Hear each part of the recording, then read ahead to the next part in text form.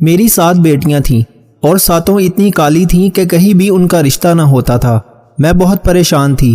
ایک دن اچانک ایک عورت اپنے خوبصورت ترین 7 بیٹوں کے ساتھ میری 7 بیٹیوں کا رشتہ لے آئی اور بولی میں تیری سب بیٹیوں کو بہو بناؤں گی، مگر شرط یہ ہے کہ تو شادی کے بعد بیٹیوں سے ملنے جب سسرال آئے گی تو پہلے مجھے اطلاع دے گی۔ میں مان گئی، بھلا مجھے کیا اعتراض ہو سکتا تھا، مہمان تو اطلاع دے کر ہی آتا ہے۔ ایک دن فون کیا تو کسی نے فون نہ اٹھایا، یوں بغیر بتائے ہی بیٹیوں کے سسرال چلی گئی۔ جوں ہی اندر قدم رکھا تو پاؤں تلے سے زمین نکل گئی۔ وہاں تو میں آج بہت خوش تھی کیونکہ میری سب سے بڑی بیٹی عائشہ کا رشتہ آ رہا تھا۔ گویا کہ یہ سب پہلی دفعہ نہیں ہو رہا تھا، اس سے پہلے بھی متعدد بار رشتے آئے اور میری بیٹی کو ٹھکرا کر چلے گئے۔ وجہ تھی میری بیٹی کا سانولا رنگ۔ اس رنگ نے ہر خوبی پر پردہ ڈال دیا تھا۔ دکھائی دیتا تھا تو سب کو بس عیب ہی دکھائی دیتا تھا، اور وہ تھا سانولا رنگ۔ اب میری بچی کے عیوب میں مزید اضافہ ہوتا چلا جا رہا تھا۔ اب چہرے پر جھریاں پڑنے لگی تھیں اور بالوں میں چاندی اتر آئی تھی۔ میری ایک بیٹی ہوتی تو بھی مجھے یہ غم اندر ہی اندر سے ختم نہیں کر رہا ہوتا۔ اللہ نے تو مجھے 7 رحمتیں دی تھیں جنہیں زمانے والوں نے زحمت بنا دیا تھا۔ میری 7 بچیاں کالی تھیں۔ میں تو اب کسی معجزے کی ہی منتظر تھی۔ ہوا کچھ یوں کہ رشتے والی عورت ہمارے گھر آئی، بڑی تسلی سے چائے وغیرہ پی، لوازمات چکھے، پیٹ پوجا کر کے آخر اسے خیال آ ہی گیا کہ وہ تو لڑکی کو دیکھنے آئی ہے۔ وہ عورت بولی بہن بلائیں نا اپنی بیٹی کو۔ میں جلدی سے اٹھ کر کمرے میں چلی گئی۔ میں عائشہ کو اپنے ساتھ باہر لے آئی۔ اس عورت نے میری بچی کو دیکھا تو بولی بہن میں نے بچی کا بولا تھا، پکی عمر کی لڑکی کا نہیں۔ دراصل میرا سمیر تو ابھی بہت چھوٹا ہے، اس کا اور آپ کی بیٹی کا کوئی جوڑ نہیں بنتا۔ عائشہ ایک دم غصے سے بولی یہ سب آپ کو ہمارے گھر میں مفت کی چیزیں ٹھوسنے سے پہلے سوچنا چاہیے تھا۔ لڑکے والوں نے تو اپنا یہ وتیرہ بنا لیا ہے کہ لڑکی دیکھنے جاؤ، غریب ماں باپ پر بوجھ بنو اور ان کے منہ پر ان کی بیٹی کے عیب گنوا کر باہر نکل آؤ۔ کوئی شرم کوئی حیا نام کی چیز ہے بھی تم لوگوں میں؟ پھر عائشہ نے اپنا رخ رشتہ کرنے والی بوا کی طرف کیا۔ وہ بولی آپ پچھلے 7 برس سے میرا رشتہ ڈھونڈ رہی ہیں، آپ کو اب تک معلوم ہی نہیں ہوا کہ ہماری حیثیت کیا ہے، میری عمر کتنی ہے، میری رنگت کیسی ہے، کچھ بھی نہیں معلوم آپ کو؟ میری مانے تو دونوں یہاں سے دفع ہو جائیں، نہیں تو میں وہ حشر کروں گی کہ دوبارہ رشتہ دیکھنے کے قابل نہیں رہیں گی آپ۔ اس عورت نے کانوں کو ہاتھ لگایا اور بولی توبہ توبہ کتنی لمبی زبان ہے اس لڑکی کی، کوئی دید لحاظ نام کی چیز نہیں ہے۔ رشیدہ بوا تو گھر چل، پھر میں تم سے پوچھوں گی کہ کن بد تہذیبوں میں لے گئی تو مجھے۔ وہ دونوں عورتیں باہر نکل گئیں تو عائشہ زمین پر بیٹھ گئی اور پھوٹ پھوٹ کر رونے لگی۔ میں نے اپنی بچیوں کی بہت اچھی تربیت کی تھی، میری کسی بیٹی نے آج تک کسی کے سامنے اف تک نہیں کیا، بدتمیزی کرنا تو بہت دور کی بات تھی۔ اگر میری کوئی بچی کبھی جذبات میں آ بھی جاتی تھی تو میں ان کو ٹوک دیتی تھی، لیکن آج میں نے اسے نہیں ٹوکا، آخر وہ بھی تو انسان تھی۔ 7 سالوں سے وہ انکار کی اذیت سہ رہی تھی۔ میں نے عائشہ کے سر پر ہاتھ پھیرا اور بولی غم نہ کرو میری بچی، اللہ سب بہتر کرے گا۔ اب یہ جو سموسے اور پکوڑے وغیرہ بچے ہیں سب بہنیں مل کر کھا لو۔ نیلی، صبا، سمینہ آ جاؤ سب باہر۔ ہمارے گھر جب بھی کوئی رشتے سے انکار کر کے جاتا تو سوگ کی سی کیفیت ہوتی تھی۔ میں اپنی بیٹیوں کے گلے لگ کر روتی اور ان سے کہتی کہ دعا کرو اللہ تم لوگوں کے نصیب کھول دے، لیکن میں آج بالکل بھی نہ روئی تھی۔ شاید اسی لیے میری بچیاں بھی آج اتنی غمزدہ نہیں تھیں۔ عائشہ مسکرا کر بولی میں تو 2 سموسے کھاؤں گی کیونکہ میں نے سب سے زیادہ محنت کی ہے۔ وہ لڑکیاں آپس میں مشغول ہو چکی تھی۔ تب مجھے احساس ہوا کہ اگر لوگوں نے میری بیٹیوں کے ساتھ برا کیا ہے تو میں نے بھی ان کے ساتھ کم برا نہیں کیا، میں نے ان کو مزید پریشان ہی کیا تھا۔ آج جب میں نے یہ معاملہ اللہ کے حوالے کر دیا تو خود بھی پرسکون ہو گئی اور بچیاں بھی خوش ہو گئی تھیں۔ تبھی ہمارے گھر کے دروازے پر دستک ہوئی تو میں جلدی سے اٹھی اور جا کر دروازہ کھول دیا۔ سامنے کا منظر حیران کن تھا اور بہت دلچسپ بھی تھا۔ ہمارے غریب خانے کے سامنے 2 بڑی بڑی گاڑیاں آ کر رکی ہوئی تھیں، جن میں سے شہزادوں جیسے لڑکے نکلے تھے۔ وہ ادھر ادھر بڑے غور سے دیکھ رہے تھے، ایسا ہی لگتا تھا جیسے وہ غلطی سے اس چھوٹی سی گلی میں آ گئے ہوں۔ کار میں سے ایک عورت بھی نکلی تھی، وہ میری طرف بڑھی اور بولی آمنہ آپ ہی کا نام ہے کیا؟ میں نے جلدی سے سر اس بات میں ہلا دیا اور بولی جی میں ہی آمنہ ہوں۔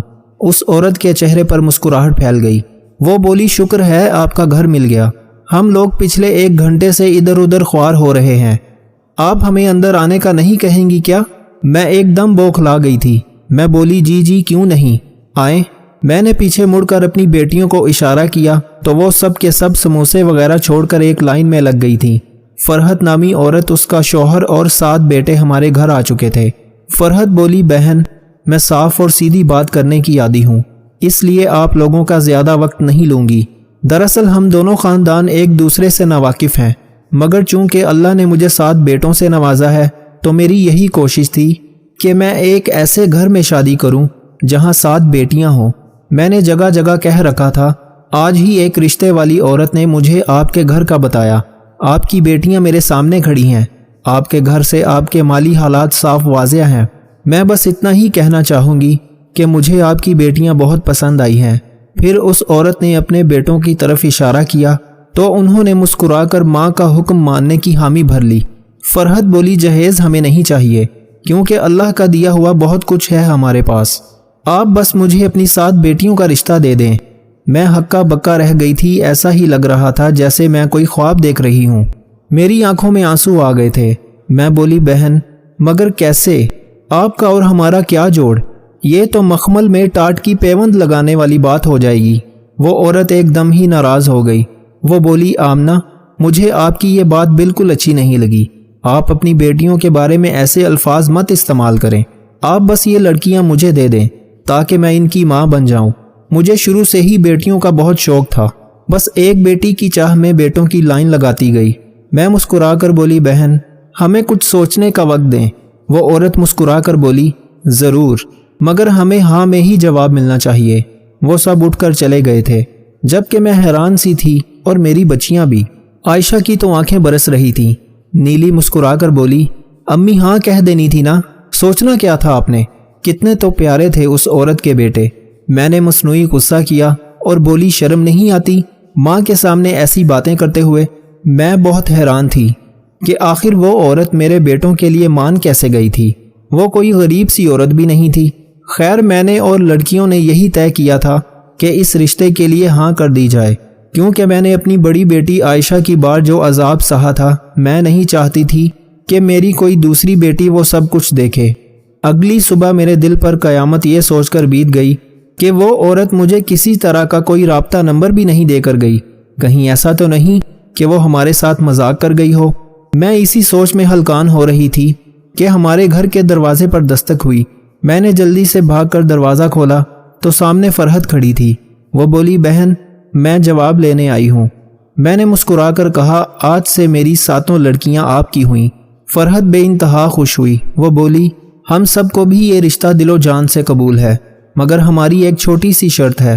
شرط کا نام سن کر میں اندر سے دہل گئی تھی، نہ جانے وہ عورت کیا شرط رکھ دیتی اور ہم سب کے خواب چکنا چور ہو کر رہ جاتے۔ میں بولی جی بتائیں کون سی شرط؟ فرحت بولی آپ کبھی بھی اپنی بیٹیوں سے ملنے بن بتائے نہیں آئیں گی، ہمیں فون کر کے ہمیں اطلاع دے کر ہی آپ آئیں گی۔ میں ہنس دی اور بولی بس اتنی سی بات؟ آپ نے تو مجھے پریشان کر دیا تھا۔ میں نے سوچا نہ جانے آپ کیا شرط رکھنے والی ہیں، اس بات کی تو آپ فکر ہی نہ کریں۔ اللہ کا شکر ہے کہ ہم میں اتنے مینرز تو ہیں کہ کسی کے گھر بنا اجازت کے نہیں جاتے۔ وہ عورت مسکرا دی اور خوشی خوشی شادی کی ڈیٹ دے کر اپنے گھر چلی گئی تھی۔ ہم سے یہ خوشی سنبھالے نہ سنبھلتی تھی۔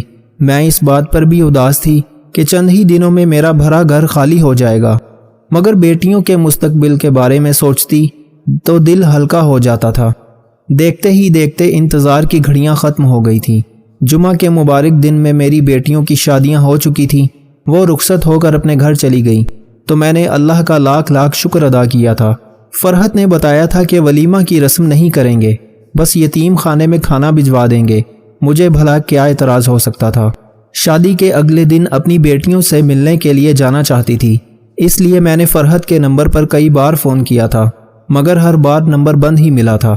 ہمارے ہاں یہ رسم تھی کہ شادی کے اگلے روز والدین کی طرف سے ناشتہ جاتا ہے۔ گویا کہ ہم اتنے امیر نہیں تھے، لیکن پھر بھی میں نے اپنی استطاعت کے مطابق یہ رسم کرنا چاہتی تھی۔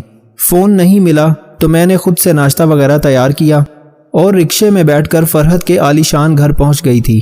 میں نے چوکیدار سے کہا کہ میں اپنی بیٹیوں سے ملنے کے لیے آئی ہوں۔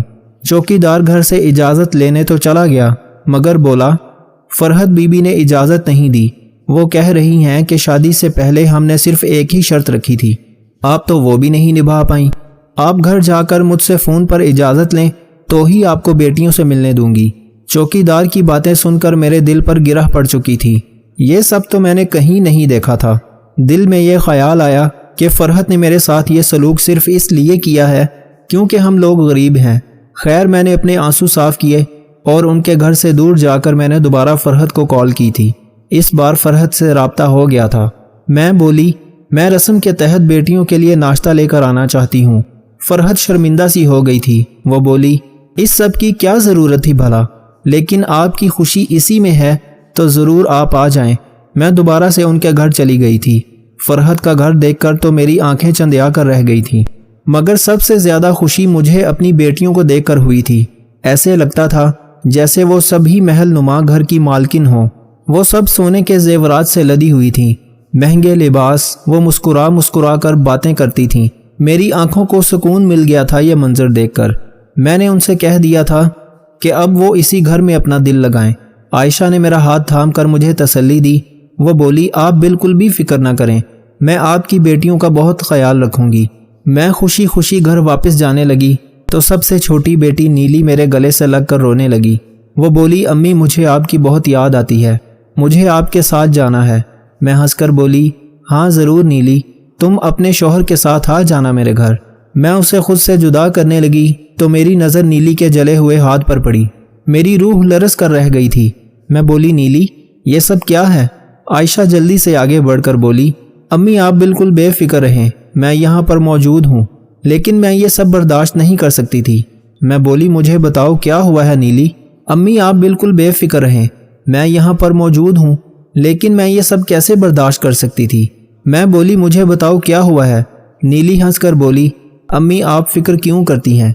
मैं मस्जिद के लिए खाना गर्म करने लगी तो जदीद चूल्हा इस्तेमाल ही ना करना आया, इसलिए बस मैं परेशान हो गई थी। तभी कमरे से नीली का शौहर बाहर आ गया था। मैं बोली, असजिद बेटा, नीली मेरी सबसे छोटी और बहुत ही लाडली औलाद है, इसका ख्याल रखना। वो बोला, आंटी आप बेफिक्र रहें, मैं अपने घर लौट आई थी, मगर मेरा दिल उधर ही कहीं उलझ कर रह गया था। मैंने बड़ी गुर्बत में अपनी बेटियां पाली थीं। मैं चाहती थी कि उनके साथ किसी भी किस्म की कोई ज़्यादती ना हो। आस पड़ोस वाली सभी औरतें मुझे मुबारक देने आती, मगर मुझे खुशी ना होती। मैं इस बात से भी बड़ी परेशान थी कि मेरी बेटियां इतने बड़े घर में ब्याही गई थीं, मगर किसी के पास एक भी ज़ाती मोबाइल नहीं था। शादी के 2 हफ्ते बाद मैंने फरहत को फ़ोन करके दावत दी। मैं चाहती थी कि एक बार मेरे सातों दामाद मेरे घर आ जाएं, मगर फरहत ने यह कहकर टाल दिया कि वो सब तो हनीमून पर गए हुए हैं। मुझे ये बात बड़ी अजीब लगी। दिल भी बहुत दुखा था कि हनीमून पर जाने से पहले मेरी बेटियों ने मुझसे बात करना भी गवारा नहीं किया। चलो बाकियों की तो खैर है, मगर नीली मुझसे बात किए बिना कैसे जा सकती थी? फिर दिल में ख्याल आया कि शायद वो लड़कियां अपने ससुराल में रहकर गरीब माँ के साथ बात करने से झिझकती हों। खैर, मैं वक्तन फ़वक्तन फ़ोन करके फरहत से बात करती रहती थी, मगर वो हर बार यही कहती कि बहन फ़िक्र ना करो, तुम्हारी बेटियां अपने शौहरों के साथ बहुत खुश हैं, वो अभी तक वापस आई ही नहीं हैं। यूं ही करते कराते 2 माह का अरसा बीत गया। तब मेरे दिलो दिमाग में घंटियां बजने लगी थीं। मैंने सोचा कि बस अब बहुत हो गया है, मैं हर सूरत में अपनी बेटियों से मिलकर ही रहूंगी। इसलिए मैं बिना बताए ही फरहत के घर चली गई थी। चौकीदार ने मुझे देखा तो बोला, मैं घर से इजाज़त लेकर आपको बताता हूँ। मैं एकदम ही चौकीदार के कदमों में गिर पड़ी और रोते हुए बोली, तुझे वास्ता है अल्लाह का, मुझे आज मत रोकना। अगर आज मैं अपनी बच्चियों से ना मिली तो मैं मर जाऊंगी। वो चौकीदार बहुत परेशान हो गया था। वो बोला, बहन अगर आपको घर बेच दिया तो मेरी नौकरी चली जाएगी, मगर अल्लाह का वास्ता दे दिया है, अब मैं अल्लाह के नाम पर अपनी नौकरी कुर्बान करता हूँ। जाओ जाकर मिल लो अपनी बेटियों से। मैं जल्दी से घर की जानिब भागी। मैं अंदर दाखिल हुई तो सामने का मंजर देखकर मेरी रूह तक लरस गई थी। मेरी बेटियां नौकरानियों की तरह काम कर रही थीं। उन्होंने पुराने से लिबास पहने हुए थे। एक के हाथ में झाड़ू था तो दूसरी किचन में मशगूल थी। फ़कत मेरी नीली अपने शौहर के साथ सोफे पर बैठी थी, मगर वो भी बहुत घबराई हुई थी, बार बार अपनी सास की जानिब देख रही थी। मैं एकदम से गरज कर बोली, ये सब क्या हो रहा है यहाँ पर? سبھی میری طرف متوجہ ہو چکے تھے۔ نیلی بھاگ کر آئی اور مجھ سے لپٹ کر رونے لگی۔ میری باقی بچیاں بھی میرے ساتھ آ کر لگ چکی تھیں۔ میں بے انتہا غصے میں للکار کر بولی، فرحت تمہیں شرم نہیں آئی؟ تم نے مجھ سے میری بیٹیاں دور کر دیں اور اپنے گھر لا کر انہیں ملازمائیں بنا دیا۔ کس چیز کی کمی تھی تمہارے پاس؟ کیا ہوتا اگر تم تنخواہ پر کسی کو کام پر رکھ لیتی؟ مگر اب بس، میں یہ سب مزید برداشت نہیں کروں گی۔ ابھی میں لے کر جا رہی ہوں اپنی بیٹیوں کو یہاں سے، اور ایک بات یاد رکھنا، میں ان کے لیے خلا لے کر ہی رہوں گی۔ فرحت ایک دم سے پریشان ہو گئی۔ اس نے آگے بڑھ کر میرے سامنے ہاتھ جوڑ دیے۔ وہ بولی، آمنہ، اتنا بڑا فیصلہ کرنے سے پہلے ایک بار میری بات سن تو لو۔ جس طرح تم اپنی مامتا کے ہاتھوں مجبور ہو، میں بھی مجبور تھی۔ یہ سب میں نے مجبوری کے تحت ہی کیا تھا۔ دراصل بات یہ ہے کہ جب میں نے پے در پہ 7 لڑکوں کو جنا تو سب کی نظریں میری جانب لگ گئی تھی۔ تب میں بری نظر کا شکار ہو گئی تھی، مگر ایک عورت نے مجھ پر اور میرے بیٹوں پر کالا جادو کروا دیا تھا۔ اس دن کے بعد سے میرے بچوں نے بہت سختیاں برداشت کی ہیں۔ یہ سب ہر وقت بیمار ہی رہتے تھے۔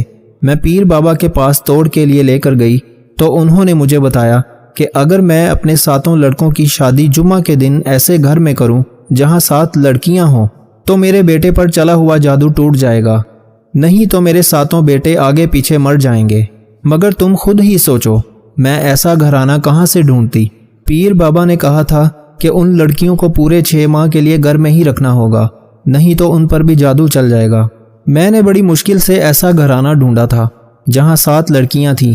آمنہ، تم خود سوچو، کیا تمہاری بیٹیوں کا کوئی جوڑ ہے میرے بچوں کے ساتھ؟ نہیں نا، یہ تو فقط میں نے مجبوری میں کیا تھا۔ 6 ماہ بعد ان کو طلاق دلوا دوں گی، مگر تب تک تم ان کو یہیں پر رہنے دو۔ میں غصے سے بولی، فرحت تمہیں اس قسم کی بات کرتے ہوئے شرم آنی چاہیے تھی۔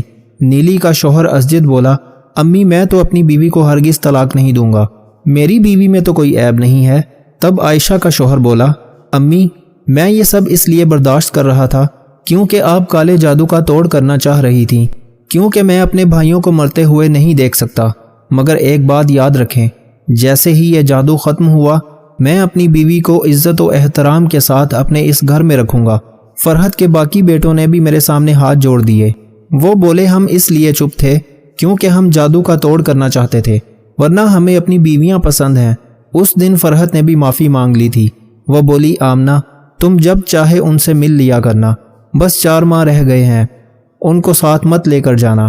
میں نے اپنی بچیوں سے پوچھا تو وہ بولی کہ ہمارے شوہر بہت اچھے ہیں، وہ تو بس اپنی والدہ کے ڈر سے خاموش رہتے ہیں۔ میری بچیاں خوش تھیں تو بھلا میں ان کا گھر کیوں خراب کرتی؟ اس لیے میں چپ چاپ اپنے گھر لوٹ آئی تھی۔ میری بچیوں کو موبائل فون بھی دے دیے گئے تھے۔ اب وہ میرے ساتھ مسلسل رابطے میں رہتی تھیں، میں بھی وقتاً فوقتاً ان سے مل آتی تھی۔ اب وہ مہرانیوں کی طرح رہتی ہیں، کیونکہ فرحت جان گئی ہے کہ میری بچیاں لاوارث نہیں ہیں۔ آج کل کا ایسا دور ہے کہ جو جتنا شریف ہوتا ہے لوگ اسے اتنا ہی دبا کر رکھتے ہیں۔ میرا مشورہ تو یہی ہے کہ اپنی شادی شدہ بیٹیوں کو سسرال کے رحم و کرم پر چھوڑنے سے بہتر ہے کہ ان کی خبر گیری کرتے رہنا چاہیے، تاکہ سسرال والے ان کے ساتھ برا کرنے سے پہلے 100 بار سوچیں۔ انسان پر کئی طرح کا بوجھ ہوتا ہے، ہمارے اوپر سب سے بڑا بوجھ تکبر کا ہوتا ہے، اور ہم یہ جانے بغیر کہ خدا کے نزدیک کون بڑا ہے اور کون گھٹیا، یہ فیصلے خود ہی کرتے رہتے ہیں۔ جسم کی چوٹ تو وقت کے ساتھ ٹھیک ہو جاتی ہے، مگر لفظوں اور رویوں کے زخم کبھی ٹھیک نہیں ہوتے۔ کچھ لوگوں میں دیمک جیسی صلاحیت ہوتی ہے، کھا جاتے ہیں دوسروں کو۔ ان لوگوں سے مت ڈرو جو اپنا بدلہ لینا جانتے ہوں، ہمیشہ ان لوگوں سے ڈرو جو اپنا معاملہ اللہ پر چھوڑنے والے ہوں۔ زندگی صدیوں، سالوں، مہینوں یا دنوں میں نہیں بدلتی، بلکہ زندگی اسی لمحے میں بدل جاتی ہے جس میں آپ زندگی بدلنے کا فیصلہ کرتے ہیں۔ بہترین وقت وہ ہے جس میں بدترین لوگ سامنے آ جائیں۔ لوگوں کو اتنی اہمیت دو جتنی وہ تمہیں دیتے ہیں۔ کم دو گے تو مغرور کہلاؤ گے، زیادہ دو گے تو گر جاؤ گے۔ انسان مرتا نہیں، مار دیا جاتا ہے، لفظوں، لہجوں اور رویوں سے۔ کچھ عجیب ہے یہ دنیا، یہاں جھوٹ سے نہیں، سچ بولنے سے رشتے ٹوٹ جاتے ہیں۔ کیا ہوتی ہے تکلیف، کیا ہوتی ہے اذیت، کیا ہوتا ہے ٹوٹنا، وقت سمجھا دے گا تمہیں۔ جاہل انسان کو دلیل دینا اپنے آپ کو ذلیل کرنے کے برابر ہے۔ زندگی تب بہتر ہوتی ہے جب آپ خوش ہوتے ہیں، لیکن زندگی تب بہترین ہوتی ہے جب آپ کی وجہ سے کوئی دوسرا خوش ہوتا ہے۔ جو اللہ کے دیے ہوئے رزق کو کافی سمجھے وہ زندگی میں کبھی کسی کا محتاج نہیں ہوتا۔ تجربے میں آیا ہے کہ جتنے مخلص آپ ہوں گے اتنا ہی گھٹیا لوگوں سے آپ کا واسطہ پڑے گا۔ بچوں کے سامنے یہ 4 کام کبھی مت کرنا، ورنہ اپنے ہاتھوں سے اپنے بچوں کی زندگی برباد کر بیٹھو گے۔ نمبر 1، بچوں کے سامنے کبھی بھول کر بھی جھگڑا مت کرنا۔ نمبر 2، گھر کے ماحول میں تشدد مت کرنا۔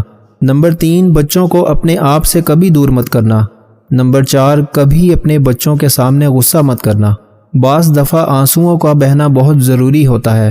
یہ نمکین پانی اگر انسان اپنے اندر ہی جذب کرنے کی کوشش کرے تو یہ پورے وجود میں آگ لگا دیتا ہے۔ کچھ محبتیں اتنی شفاف ہوتی ہیں کہ انہیں خود سے ہی چھپانا پڑتا ہے کہ کہیں اپنی ہی نظر نہ لگ جائے۔ بدتمیزی ہر انسان کر سکتا ہے مگر کسی کو تربیت روک لیتی ہے۔ تمہاری پیٹھ پیچھے اگر باتیں ہوتی ہیں تو سمجھ لینا کہ تم میں کچھ خاص ہے، اس لیے لوگ آپ سے جلتے ہیں۔